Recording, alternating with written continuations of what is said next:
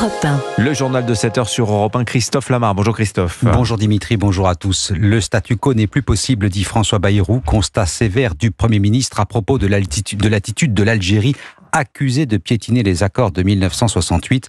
En toile de fond, l'attentat de Mulhouse perpétré par un Algérien sous OQTF et qu'Alger n'a jamais voulu reprendre. 14 fois présenté, 14 fois refusé. Le chef du gouvernement adresse donc un ultimatum aux dirigeants algériens. L'obstruction, ça suffit, Mayalène Trémollet. Face à une situation qu'il juge inacceptable, François Bayrou lance un ultimatum.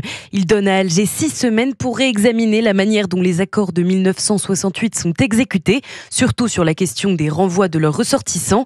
Le chef du gouvernement sonne l'alarme, regrette une situation grave, préoccupante, évoque à de multiples reprises l'attentat de Mulhouse et menace de dénoncer l'ensemble des accords si le gouvernement d'Abdelmadjid Tebboune refusait de coopérer. Le gouvernement français n'est pas à la source de la situation. Les victimes que nous avons connues à Mulhouse ce week-end sont les victimes directes du refus d'application de ces accords. Le gouvernement français ne peut pas l'ignorer. Première étape, une liste de ressortissants que la France veut renvoyer d'urgence qui sera soumise aux autorités algériennes.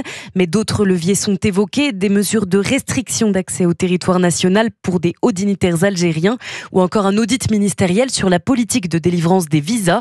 Une petite victoire pour Bruno Retailleau qui propose depuis plusieurs mois de conditionner la délivrance de visa à celle des laissez-passer consulaires. Mayalène Trémollet du service politique d'Europe 1.